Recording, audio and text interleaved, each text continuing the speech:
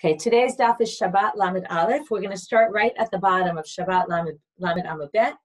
If you remember, we ended yesterday with a bunch of comments about people who ask questions and whether we should answer their questions or not answer their questions. If they ask stupid questions, then if it has to do with Torah, we should answer. If it doesn't have to do with Torah, then you shouldn't answer. But here we're going to see the Hillel was very patient, and he had room for answering everybody's questions. And we're going to have the famous story, as I mentioned yesterday, I have a kid's book about this, about the story of the guy who tried to bother Hillel and get him angry, and he just wasn't successful. Maybe we can all learn from this how not to get angry at other people. Interesting that they have to bring Shammai as a foil, and they kind of speak negatively about Shammai, and we're going to see the Shammai is actually not going to come to the picture till later, where we get to the famous story about the guy wants to convert, and Shammai pushes him off, but Hillel answers him. But they kind of put Shammai in a bad light here by trying to make Hillel sound, look at the comparison, look how great Hillel is. So Hillel was very patient, and Hillel was very impatient. Hillel was very patient, Shammai was impatient. There were two guys who made a bet with each other. So, right, I bet you, right, whichever one of us get Hillel angry, we'll get 400 zuz. We've seen this number 400 zuz. It's that number that always comes up, is the exaggerated large amount of money. Right, I always remind everyone that a ketubah is 200 zuz. So this is double that. We're talking a lot of money. That's a lot of money that the husband commits to the wife in the ketubah, in event of divorce or death. And this is double that amount. So we bet him a lot of money. So one of them says to the other, fine, I'm going here. I'm trying it. Not only was the timing bad, right? Somebody shows up at your door, Erev Shabbat, it's not a great time. And he was actually washing his hair at the time, okay? He's in the middle of shampooing. And he comes to the entranceway of his house. V'amar, mikan Hillel. Who's Hillel here? I hear there's a guy named Hillel who lives here. Right, which is, again, a very disrespectful way. Hillel was the Nasi. He was an important person, important, leader, and he says very not nicely. So 3 things already he did wrong, right? The wrong day of the week he showed up, the wrong timing, and he treats him with a lot of disrespect. Doesn't bother Hillel. He doesn't say, come back later, I'm in the shower, right? He basically gets, puts something on and goes out to greet him. Amarlo, b'ni, ma tam mevakeh? She says, my son, what do you need? Amarle she'ela yesh li l'sha'ol, right? He kind of prefaces it. Oh, I have an important question. Amarle sha'al b'ni sha'al. He says, go for it. Ask me whatever you need. So here comes his question. Mipnei ma rashehen shel Bavliim skalgalot. Why are the heads of the Babylonians, it's not exactly clear what skalgalot is. Some people say it's oval. Why are they oval shaped? Amarle b'ni she'ela gdola sha'alta. Wow, what a good question. Okay, even though it's not really a very good question. So Hillel answers him and says, they don't have smart midwives. Okay, the midwives don't know how to properly shape the heads when they come out, and that's why their heads are that shape. I was thinking, some kids are born egg, right? Because of sometimes they use a vacuum or something, but sometimes the shapes are a little bit deformed. So it sounds kind of funny. The midwives don't shape the heads, but theoretically, the head could be shaped differently. One of my kids had the head a little shaped differently from pushing so much. So it could possibly happen. So anyway, that's what he answers. So that didn't work. He didn't really get him too upset by that question. So he waits another hour. Now we're even getting closer to Shabbat. It just hit me now. I wasn't thinking about this before, but where the whole sugya is all about pre-Shabbat and the preparations one is doing before Shabbat. And here you have this story of, instead of dealing pre-Shabbat with the things one is supposed to be dealing with pre-Shabbat, Hillel's busy answering silly questions that this person's asking. The other thing you're going to see, the common theme is the questions are all related to types of people. There's different people of different places, which, seem to have stereotypical things about them. So he says, so Chazar v'amar, mikan Hillel. Okay, who is Hillel? Guess he dresses up as if he's somebody else now. So Hillel again gets dressed. Okay, I guess again it's funny. Maybe he went back to his shower. He was still showering. He gets up and, it's unclear when it says sha'ah achat. It could mean a minute. Sha'ah doesn't necessarily mean an hour. So he gets dressed and he goes to him. Amar lo, b'ni ma ta mevakesh? What do you need? Amar le she'ela yesh li l'sha'ol. Again, he says the same thing. I have a question to ask you. Amar le sha'al b'ni sha'al. Ask away. Mipnei ma enehem shel tormudim trutot. Why are the eyes of the Tormidim people? These we saw in the Hanukkah sugya about the people who were the last ones in the shuk. They were wood choppers or wood sellers or something having to do with wood. Why are their eyes, again, not so clear what trutot is, either teary all the time, or maybe they're round instead of being more oval-shaped. Amar lo b'ni she'ela, or not exactly oval, I don't know the exact shape you would call the eye, but eye-shaped. So, Amar lo b'ni she'ela gedola sha'alta. Wow, what a good question. Mipnei she'darim bein hachulot, because they live in the sand, and because of that, either their eyes are rounded so the sand doesn't get in, or their eyes are teary because the sand gets in their eyes, and because of that, they're teary-eyed. Halach v'imtin sha'achat. So again, he waited another hour. That question didn't work. Chazar v'amar, mikan hillel, mikan hillel. Oh, is there a hillel here? Nitatef yatza likchato. Again, he goes out, same exact thing. Amar le b'ni ma ta mevakesh. Notice he doesn't change his tone at all. He doesn't get more annoyed, nothing. Amar le she'ela yesh li l'sha'ol. Amar le sha'al b'ni sha'al. Ask away. Why are the Africans' feet wide? Amarle, the assumption is that this is talking about, right, maybe some area just south of Egypt, by the Sudan area he's referring to. Amarle, wow, what a good question. They live by the swamps, and in order to be able to walk there without slipping, they need their feet develop into wide feet. Amarlo, she'elot harbe yesh li l'sh'ol, u'mityareh ani shematichal. So he says, I have a lot of questions, but I'm worried you're going to get angry at me. Nitatef v'yashav lefanav. So he covered himself up and sat before him. Amarle kol she'elot sheyesh l'cha sha'al. Right, as if I have all the time in the world.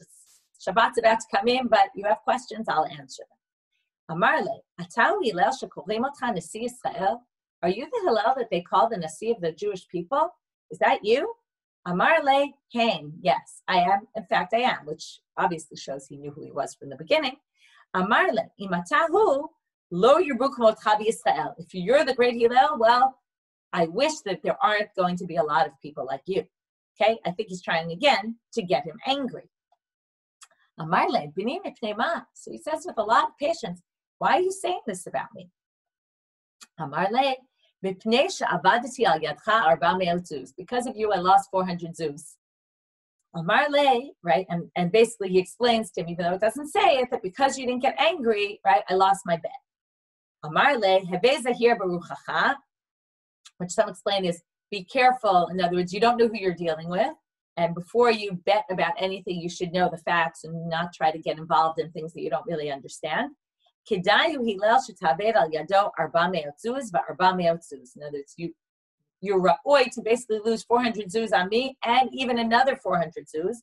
Hillel lo yakpi. No matter what you do, I will never get angry. So I was thinking, the story, first of all, talks about generalizations about people, right? He's making these generalizations and sort of, right? We always say when people make generalizations, it's almost being judgmental. And I think what Hillel is trying to answer him back is, you're making generalizations about people. Well, I'll tell you, you were trying to break a generalization. It was known about me that I'm patient, and you tried to check and test me. Am I patient? And in fact, I am patient. Like, that is something I am. But, and then the question is, right, so what does that mean? You should make generalizations, right? But really, you shouldn't be making generalizations. And maybe he's saying, you know, those people, you're making generalizations about their looks and their appearances. And with me, it's all about my midot. And inside, I am, you know, I will never get angry. That is something about me that will not change. And maybe don't try to judge other people and don't try to think that you can, you know, get them angry or anything. But no, like, this is who I am and I'm not going to change. And again, it's not so clear in my head, all these distinctions, but it's some thoughts to think about this story. Okay, continuing more along, Hillel not getting angry and having a lot of patience for people. Here it's not necessarily not getting angry, or it is not getting angry, and it's also having a lot of patience and having his patience really pay off. Tanu Rabbanam, so a non-Jew comes before Shammai and says to him, Kama Torot yesh lachem? How many Torahs do you have? Amarlo, Shtayim Torah. Shtayim. I have 2. Torah shebichtav v'Torah sheba'al peh. We have the written Torah and we have the oral Torah. Amar le shebichtav ani ma'amincha, sheba'al peh eini ma'amincha. Ga'areini al manat shetilmdeni Torah shebichtav. He says, listen, I believe in your written Torah, but I don't believe in your oral Torah. I want to be converted. You convert me based on the fact that I'm going to keep just the written Torah. Right? This obviously doesn't work. So what was Shammai's reaction? He got angry with him and he kicked him out. He comes before Hillel and he converts him. Crazy. Yom Kama Amarle. So the first day, so interesting. It sounds like he converted him and then he starts teaching him. So he starts teaching him Aleph Bet Gimel Daled. Okay, he teaches him the Aleph Bet.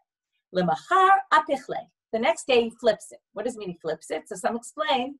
We have this code that we use in certain things, atbash, right? That aleph and taf interchange and bet and shin interchange. So he starts teaching him atbash.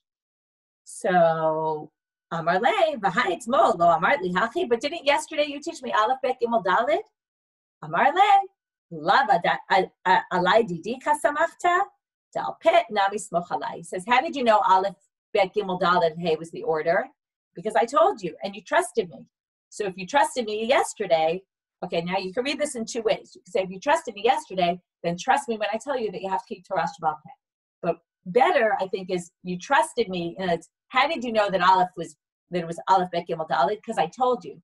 Well, that's oral transmission. That's me explaining to you what's written. So now, if I explain it to you in another way, in other words, it's all based on my explanation. You accepted my explanation yesterday. Now you're questioning it. But if you accepted it yesterday, then you have to accept it today. And then you have to basically trust me and that there's such a thing as Torah Shabbat Peh, and that's needed because you can only, if you just take the written, you won't understand. Is it Aleph Bet Gimel Daled? Is it Atbash? You need the oral transmission to be able to explain it all.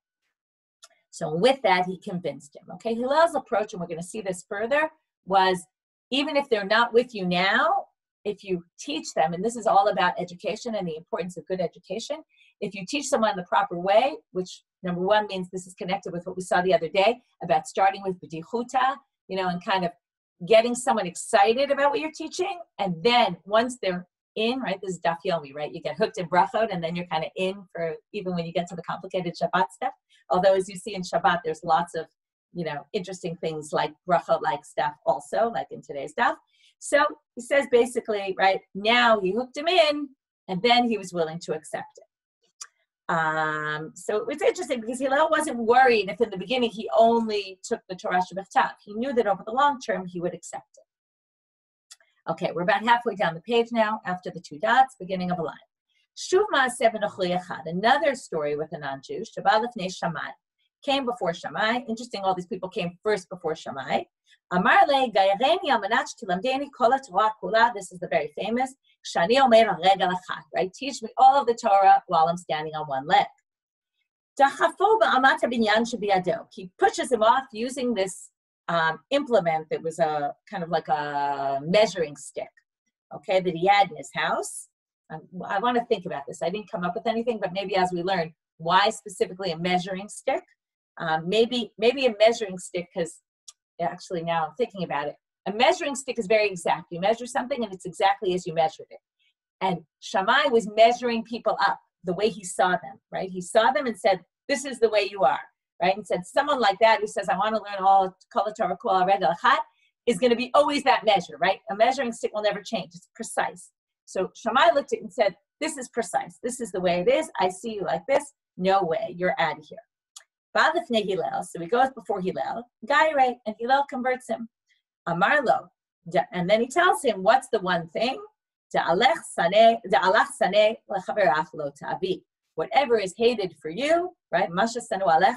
What you hate, right? That's the Hebrew version of this line. Don't do to your friend, right? It's similar to v'ahavta l'orecha kamocha, but it's in the negative, right? What you would hate yourself, don't do to others. Which is interesting because it's also a little bit of a stab into what Shammai was doing, right? Shammai wouldn't want to be treated like that. And he's saying, right, I have to treat everybody the way I want to be treated.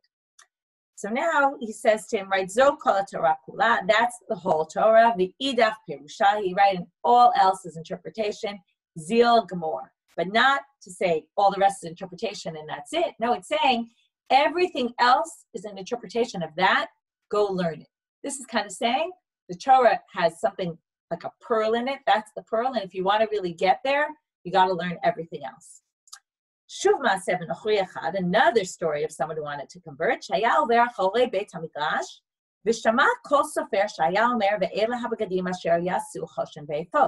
He was passing by the Beit Midrash and he heard them reading from the Torah, saying, and these are the begadim that you should make for the Kohen Gadol.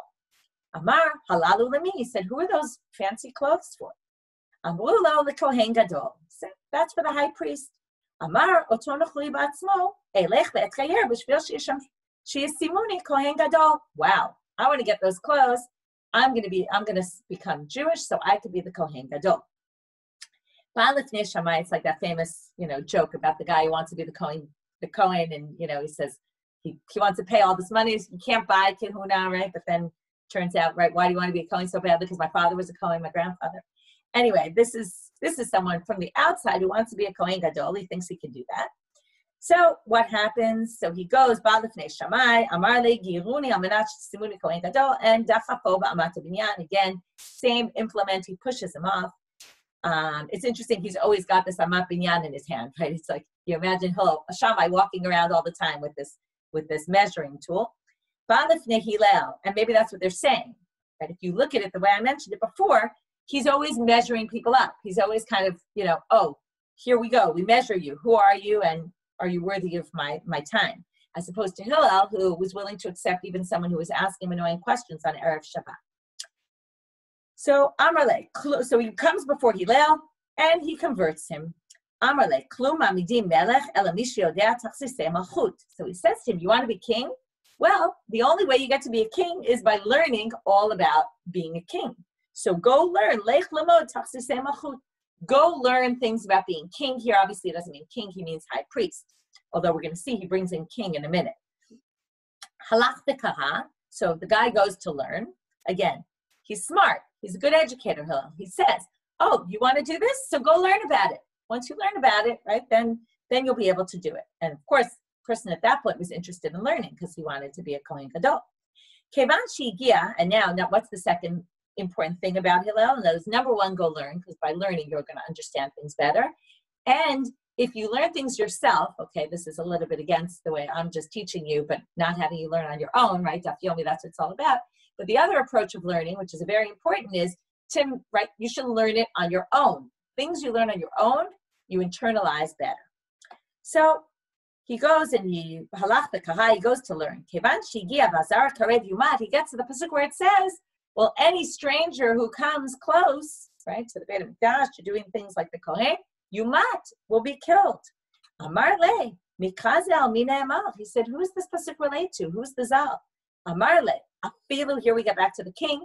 Afilu al David melech Yisrael. He says, even a king, right, the most important person in the community, could still be killed for doing something that's not his job. Nasa oto ger kal v'chomer ba'atzmo. And here, like I said, when you learn it yourself, right, he figured out the kal v'chomer on his own. Uma Yisrael shenikru banim lamakom. The Jewish people are called banim to God. Umitoch ahava she'avam, and not only that, but because they were so beloved, kara lahem b'ni b'chori Yisrael, right, in the Pesach story. God calls them, you're my firstborn son. And yet, and yet God will kill them if they go into the wrong place. So ger hakal shabab maklo b'tarmilo alacha b'kama b'kama. Right, all the more so a ger who comes, right, with his like a simple convert who's not part of the Jewish people. So alacha kama b'kama. All the more so will he be killed, and therefore he realized, okay, I can't be a Kohen Gadol. So he comes to his understanding on his own. Balifnei Shammai, Amar le klum ra'oi ani liot Kohen Gadol, va'lo katuv b'Torah v'azar karev yumat. So he goes before Shammai and he says, right, I can't be a Kohen Gadol because it says azar karev yumat. Balifnei Hillel, Amar le, he comes before Hillel and he says, An vatan Hillel, yanuchu lecha brachot aroshecha shikrivtani tachat kampei Shechina. And he says, wow, Hillel, thank you for, right, you're such a patient person. And because of you, you should become blessed, because what you did was you brought me under kampei Shechina. This whole sugya, by the way, also shows about accepting converts, right? And how important it is to accept converts, right? Where we know there's a lot of wide debate about accepting converts, not accepting converts. And here you see, even if they come with the wrong intent, right? And this is often true. What happens is people come to convert because they want to get married to someone Jewish. And many times, right, they go learn. And when they go learn, they actually become more connected to Judaism than the spouse is, right? And they bring the family more connected because of knowledge. Knowledge is very important. And if they become accepted in a non-intimidating way, and like Hillel kind of brings them in, then all the more so, there's a more likelihood they'll understand better and become more connected. Okay, there was one day where all three of them, the convert, Hillel, and Shammai, were all in the same place. People looked at the three of them and said, they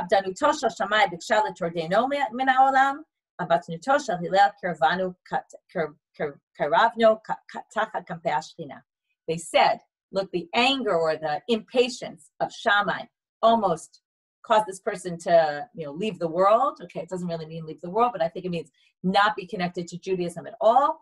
But Hillel's patience brought him closer to Judaism. Okay.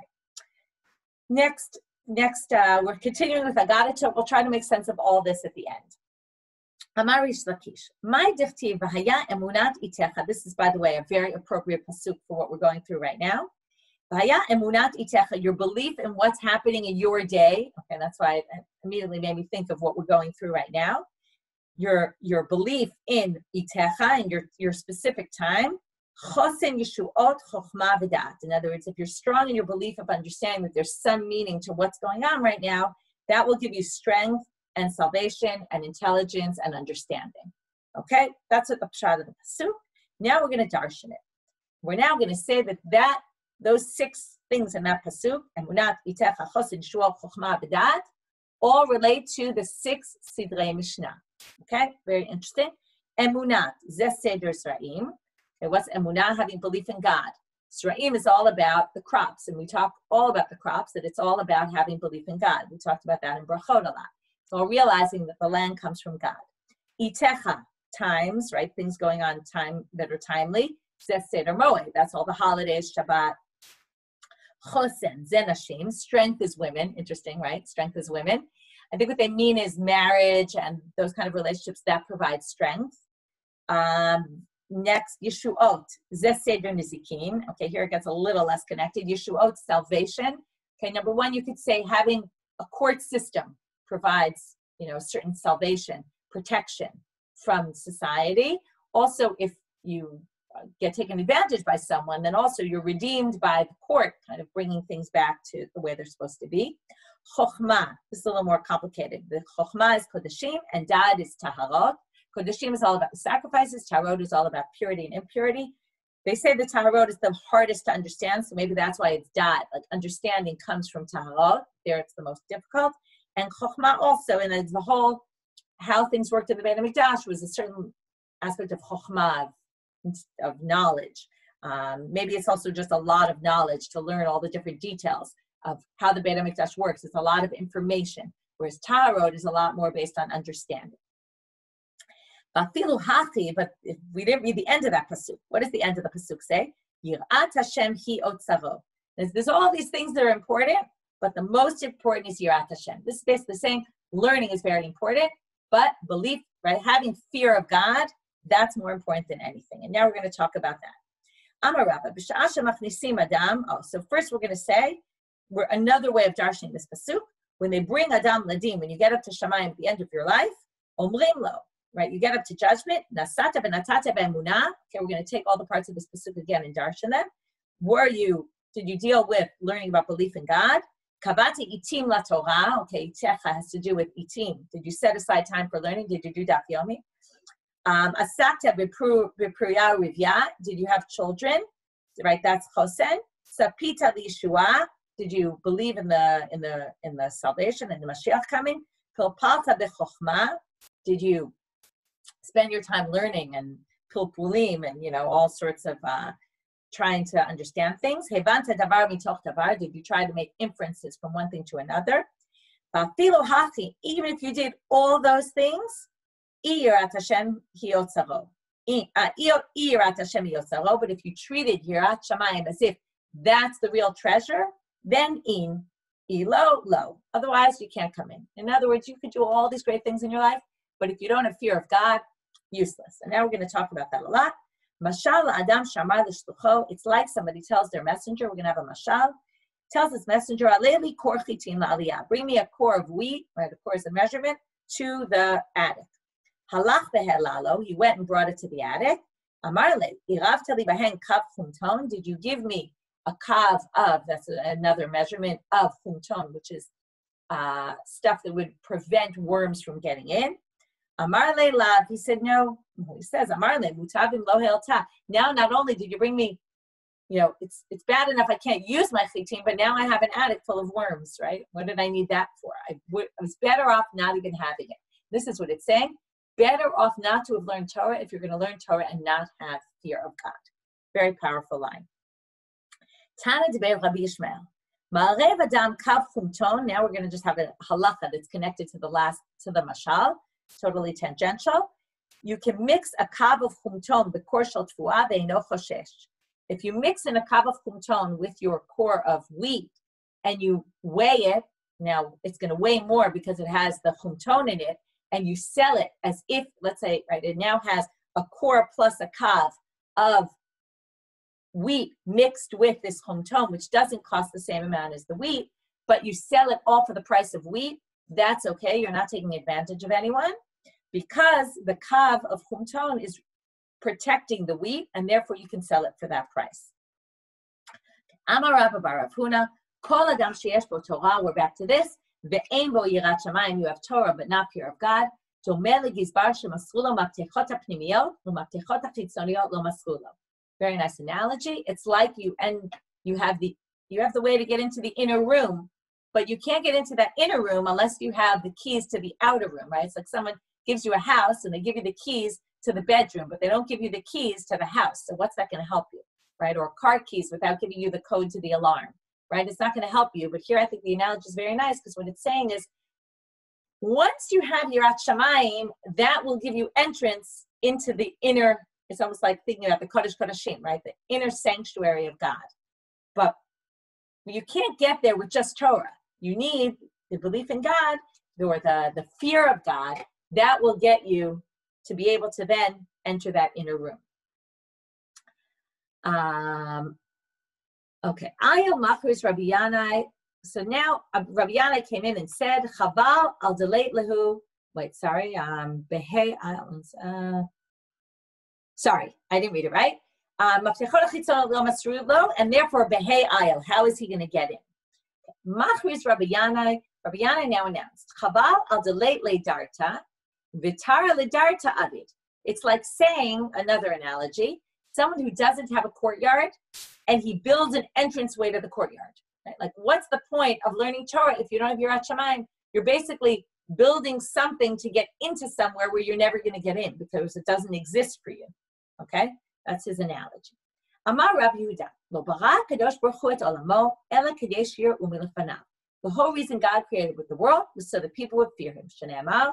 Okay, this is the pasuk from Kohelet again, we're quoting. God made it that people would fear from before him.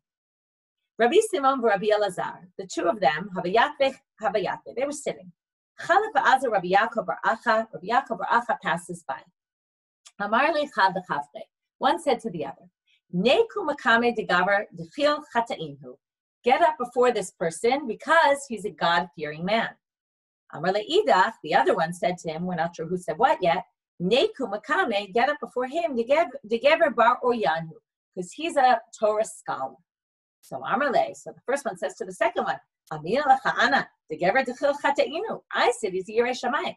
But Amar li at bar Oryanu, and you said he's a Torah scholar. Why would you say he's a Torah scholar if I said, right, it's much more important to be a God-fearing person than to be a Torah scholar. To staying, now they say it must be the Rabbi Elazar Huda Amar the Gever Dechil Chatainu. It must have been Rabbi Elazar was the one who said he's a God-fearing person and that's more important. How do we know? To Amar Rabbi Yochanan Mishum Rabbi Elazar, Ein lo lekadosh baruch hu ba'olamo ele yirat shamayim bavad. Because he himself said, and Rabbi Yochanan said in Rabbi Elazar's name, that the most important thing to God is Yirei Shamayim. Shneimar, V'ata Yisrael ma'Hashem Elokecha shoel mimach. Famous pasuk from Dvarim. Ki im liyirat Hashem. Okay, I'll read the whole pasuk. Right? What does he ask? Ki im liyirat Hashem Elokecha lalechet b'chol drachav u'la'ava oto u'la'avod et Hashem Elokecha b'chol levavcha v'chol nafshecha. Right? To fear God and to love God. That's what God wants. And that he quotes that pasuk to show how important that that's the only thing really one needs. Uchtiv, and he also quotes another pasuk. Vayomer la'adam hein yirat Hashem hi chochma. Okay, now the darshan, the word hein, okay, yirat Hashem is the knowledge. Shekem b'lashon yivani korim le'echad hein. In Greek, hein means one. So we read this pasuk as saying, la'adam hein yirat Hashem. The one thing one needs is yirat Hashem. So therefore, they assume it must be Rabbi Elazar who said he is Yirei Shamayim. Now I thought about this. So again, these two people. I always have this issue with Yirat Shamayim, because what's the issue with Yirat Shamayim? To say it's very important to have Yirat Shamayim, we understand, right? The point of learning Torah, it's not an intellectual activity. It's an activity that's supposed to bring us closer to God and to have fear of God. That we understand. But what about, like, how could they be sitting there and a person walks by and they say the person's Yirat Hashem, and nobody knows what people are feeling inside, right? Yirat Shamayim is something that's internal. One cannot determine whether somebody else, at least in my mind, is a Yirat Shamayim or not. So the Gemara makes it clear, and what's interesting here is after we just had this whole sugya about Yirat Shamayim is the most important thing, we end up with these two opinions. One said it's Yirat Shamayim, and one said, no, it's learning Torah, right? He's a Torah scholar. So I thought that maybe it's not, the one who says he's a Torah scholar, maybe it's not that he doesn't think Yirat Shamayim is the most important. It's just that to see someone's a Torah scholar is something you can test. You can see, right? You can see it you can hear his Torah that comes out of his mouth. You know he's a Torah scholar. But to know he's a Yirei Shamayim, that's something that no one's really going to know. And maybe this is a bit of a lead-in. I won't give it away, but maybe we'll use this concept when we talk about the next Mishnah, about things that you know about people and things you don't know about people. We'll get back to that idea. But maybe that's what's going on here, that there's an issue that maybe, yes, it's maybe the most important thing, but we can't always know about what one's intents are. See, someone wrote, Carolyn wrote about the converts, about connecting to the converts who lacked Torah but had fear of God. Yes, that's a nice idea. Also, here they came, right, and Hillel understood that even though they didn't understand all the details, they had this concept of Yirat Shamayim. Okay, we'll go on a little further, and then, like I said, before we get to the next sugya, we'll try to make sense of what all this is connected to our sugya from the first place. Tarash Rav Ula said, "My dichtiv al tirsha harbe." Why does it say don't be a rasha a lot? It sounds like harbehu delo lirsha, hama'at lirsha. You can be a little bit of a rasha, just don't be a big rasha. So ella misha achal shum v'recho nodef. Came up before. Somebody who eats garlic and his breath smells bad. Yachzor v'yochal shum acher v'yehi recho nodef. Right? Is it going to fix it? If you eat more garlic, it's only going to get worse. Okay. So in other words, if you're a rasha me'at, right, don't keep adding fuel to the fire, right? It's only going to make it worse if you do more bad. Tarish Rava bar Rav Ula, my dichtiv ki en chartzubot lemotam uvari ulam. Okay, we're going to have to darshan this pasuk. Amar Kadosh Baruch Hu, lo dayan l'rishaim she'enan charedim va'atzevim. They take this word chartzubot, and they say chartzubot is a shortened for charedim va'atzevim. Miyom Hamita. It's not only that Rishaim, and here we get to the people who are the opposite of God-fearing people, that God-fearing, they're not God-fearing, and they're not worried or sad about Yom Hamita. They don't fear death. Ela shelibam bari lahem keulam. But their hearts are wide and healthy, like a hall, like a big hall. V'hainu damarava my dertiv zeh darkam kesalamo. What does that mean? Yod'im Risha'im shedarkam lemita. They know darkam is leading them to death, right? Zed darkam. Their path is leading them to death. V'yesh lam chelev al kislam. Okay, they have chelev on their kislam. Shema, in other words, it's not that. Okay, the chelev covers up it's the fat that covers up their klayot. Okay, the klayot are the kidneys, and there was a sense that there was knowledge in the kidneys. So there's something covering it up. Shema tomar shechachai mikem. In other words, it's not that they don't realize. It's not that they don't understand. Maybe you'll say, in other words, what they're saying is like this. You might want to say, Yesh lam chel avat Islam, and maybe they're just forgetting and they're innocent, right? But Talmud Lomar Bachritam B'Fiyam Yirtzu Sela. In the end, they speak of what they're doing and they know exactly what they're doing. And the Real Sha'im know what they're doing. They could care less and they do it anyway. Okay, it's not that they're what we call a Tinok Shenishba. They didn't understand. No, the Real Sha'im are people who totally understand what they're doing. So this is basically saying if they don't, well, then they're not Real Sha'im. But the Real Sha'im are those who understand exactly what they're doing and they know the consequences. Okay. Another thing, before I try to make sense of all this, someone else pointed out, Ellie wrote in the notes here in the chat, that there's also a contrast to in contrast to the annoying man's questions about the external qualities only, right? It's all about externals, and here it's saying it's all about internals and things that one can't see. Yafeh. Okay, so what does this have to do? So now if we say that that's really the connection of all these things about, right? It's about internal and what's inside. What does this have to do with our Mishnah? So if you can even remember what our Mishnah is about, and it'll also be a good lead-in to remind you of the Mishnah, because we're about to discuss a halachic aspect. We're finished with Agadah. The last thing before we finish today's shiur is the last part of our Mishnah. So let's just read the Mishnah quickly. Hamechabet haner, if you put out the candle, if you're fearful of, you're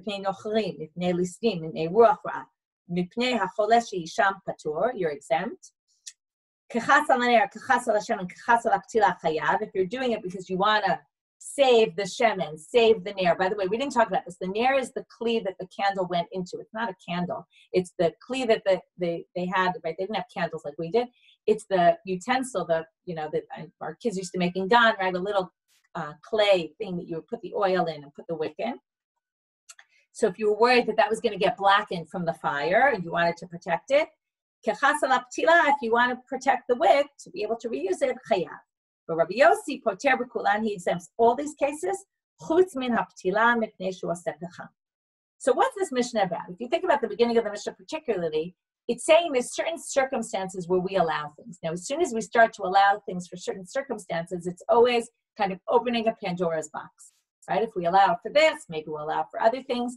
And also, we talked about, right, what is even a sick person? In order to put out a candle for a sick person so that the person will sleep, is that really going to help the person? How important is the sleep for the sick person? Now, that's only something that you know internally, right? Will this really help? Will it not help? How do you determine that this is something that people could claim, oh, I put it out because I was worried about there might be some non-Jews passing by and I was scared what they might do to me, and I might get caught.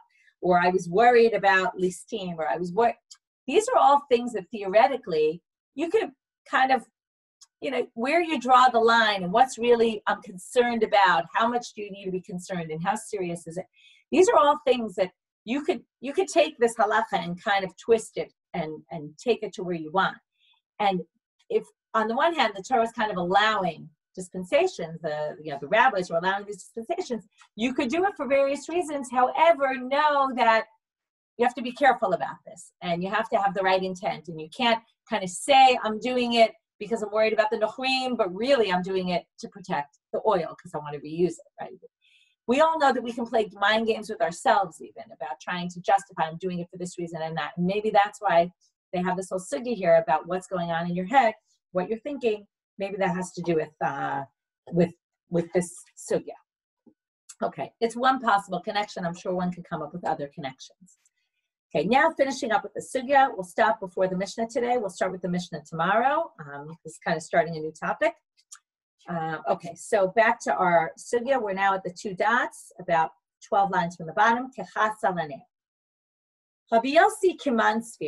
now the whole question, if you remember, we talked about this, that our malacha of extinguishing is a strange malacha because it's a malacha she'ena tzricha legufa. Usually extinguishing, right?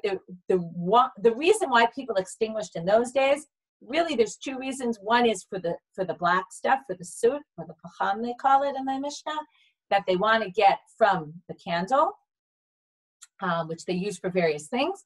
Another reason is to prepare the wicks. If you remember the wicks, they would singe them to get them ready. That would be the reason why you would do it.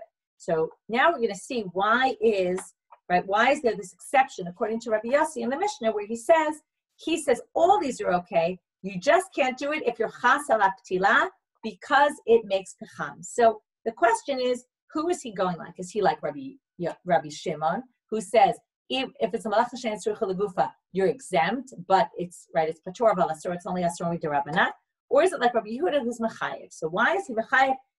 In a sense, he sounds like Rabbi Shimon because he's exempting in all the cases, except he's mechayev in the wick case, even though he's doing it because he's chas ala ptila, which is also malacha she'en tzricha legufa. So either which way, we're going to have a bit of a problem. So we're actually going to see two different approaches. Maybe he's holding like Rabbi Yehuda, maybe he holds like Rabbi Shimon. So Ika Rabbi Yehuda Svirale, if you're going to say he holds like Rabbi Yehuda, the malacha she'en tzricha legufa, you're chayav midoraita, right? Even if you're not doing it for the same reason they did in the Mishkan, afilu b'hanach nami lechayev. Well, then he shouldn't be exempting in all the other cases. And Ika Rabbi Shimon, who says you're exempt, Svirale ptila nami, right? Ika Rabbi Shimon Svirale, if he holds like Rabbi Shimon and you're exempt, well then ptila nami lipate. He should also be exempt from the wick. So Amar Ula, first answer, la'olam ki Rabbi Yehuda Svirale. He really holds like Rabbi Yehuda. The malacha she'en tzricha legufa is chayav. Why are you exempt in all these cases? Well, kasava Rabbi Yossi, soter amanat livnot b'mkomo habi soter, amanat livnot lo b'mkomo lo habi soter. We're going to compare it to soter. Soter is the same thing because you're destroying. Remember, all these are pu'ulot that are called mekalka. You're destroying them. They're destructive acts. You're not doing anything productive. Now, malachot are productive. You're only obligated if you destroy them for productive purposes. So now we're going to say that, wait, there's an opinion that says that if you're knocking down something in order to rebuild it in its place, right? That's what we do. We knock down a house to rebuild. That would be a malacha. But if you're knocking down something to rebuild somewhere else, that's already not a malacha, or maybe it even means like not necessarily to rebuild right now. Think about it. When you put out the oil, you put out the candle because you want the oil. You don't necessarily want to relight the oil right here, right now. You want to maybe use the oil for something else. So that's use of it shelo b'mkomo. Okay? But the wick, you're burning out to relight b'mkomo. And that's why that will be forbidden. But even Rabbi Yehuda, who holds malacha she'en tzricha legufa is chayav, is only going to do it when it's in a productive way where you're going to redo it in its place. So now we're going to have a question about this concept. That soter amanat livnot shelo b'mkomo is not soter. Remember where we learned this all? We learned it from the Mishkan. What stira did they do in the Mishkan? They would take apart the Mishkan in order to what? Rebuild it in the new place they would camp. So what do you see here? They would knock things down to rebuild them somewhere else. And that's the malacha. So Amar Rabba, Michdi kol malachot yofina lumi Mishkan. If we're learning it all from the Mishkan, v'hatam soter amanat livnot shelo b'mkomo. It's exactly right. Not in its place. So Amar Le, I'm not worried about that. Shane hatam kevan dechtiv al pi Hashem yachanu, because it says there they camped by the word of God. Kis soter amanat livnot b'mkomo dami. Since God told them where they were rebuilding, it was as if they were doing it in the same place, because basically it was all God and it wasn't their intent at all. Their intent played no factor. Therefore, rebuilding it somewhere else was like building it in its place. Okay. Rabbi Yochanan, second opinion. Amar lo'olam ki Rabbi Shimon. No, Rabbi Yossi really holds like Rabbi Shimon. Now you have to explain, why is ptila going to be chayav? And he's going to have to say that ptila is an exception. Because remember, even if it's, right, if it's malacha she'en tzricha legufa, which we're saying it is because he's chas ala ptila, you should be patur. And here it says chayav. K'da'am Rav Hamnuna v'yitem Rav Ad bar Ahava. It's talking about a wick that was never yet used and it needed to be singed. And then, because in that case, that's a malacha hatzricha legufa. You're putting it out. What does it mean you're chas ala ptila? You're trying to prepare the wick for use. Okay, you want to use it another time. The whole point is you've never used it yet, so you singe it in order to make it possible to be used. And that's the actual malacha. That's not a malacha she'ein tzricha legufa. And that's why he's chayav, and Rav proves this from the wording. Daikanami dekatani, shehu oseh pecham, v'lo katani mipnei shena'aseh pecham. Doesn't say because pecham is created. It says, right, meaning in the passive. No, it says because he makes pecham, which shows that you want it for the malacha itself. You want it for the pecham or for the wick to be prepared. Shma mina, and therefore he proves that this sounds like a very good answer. That's really Rabbi Yossi, and this just isn't a case of malacha she'en tzricha legufa because it's a malacha that you need it for. Okay, tomorrow we start with the very famous Mishnah, very complicated, problematic Mishnah. Shalosh averot nashim meitot b'shat leidatan. Why those three? Why are we saying women die in childbirth because of this? What does this all mean? If you want some sneak preview, you can listen to the weekly vlog in Hebrew is up it'll be up in a bit if it's not up yet. But certainly later this morning it'll be up and they specifically talk about this Mishnah and what's going on here and why these three things. And so you can listen to that before tomorrow's shir. Have a good day, everybody.